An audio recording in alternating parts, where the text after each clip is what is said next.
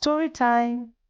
Well, my friends, let me read a short excerpt from an interesting storybook and then we'll converse. The goose took command and began to give orders. Don't just stand there. Wilbur, dodge about, cried the goose. Skip around, turn her towards me, slip in and out, in and out, in and out. Get for the woods, twist and turn. The cocker spaniel sprang for Wilbur's hind leg. Wilbur jumped and ran. Lurvy reached out and grabbed. Mrs. Zuckerman screamed at Lurvy. The goose cheered for Wilbur. Wilbur dodged between Lurvy's legs. Lurvy missed Wilbur and grabbed the spaniel instead. Nicely done, cried the goose. Try again, run! Run downhill, suggested the cows. Run towards me, yelled the gander. Run uphill, cried the sheep. Turn and twist, honked the goose again. Jump and dance, said the rooster. Look out for Lurvy, called the cows. Look out for Zuckerman, yelled the gander. Watch out for the dog, cried the sheep. Listen to me, screamed the goose.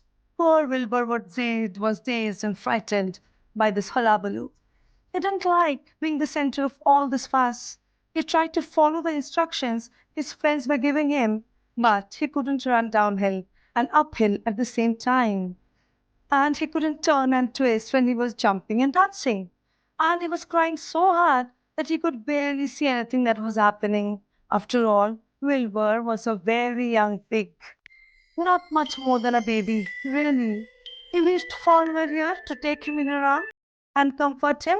When he looked up and saw Mr. Zuckerman standing quite close to him, holding a pail of warm sops, he felt relieved. He lifted his nose and sniffed. The smell was delicious.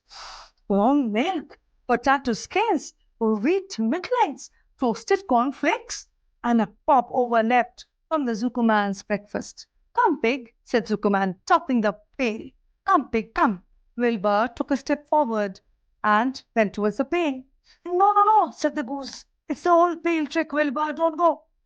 But Wilbur thought how appealing it is to my stomach. He didn't care. The food smelled appetizing.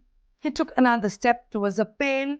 Pig, said Zuckerman in a kind voice and began walking slowly towards the barnyard with the pig along.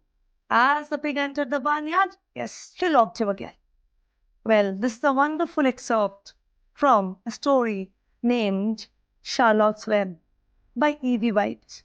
Yes, it has been written keeping both adults and children in mind, and the wonderful language, the story twists and turns. Yes, they give us a strong message of listening and using your senses, using your own wisdom.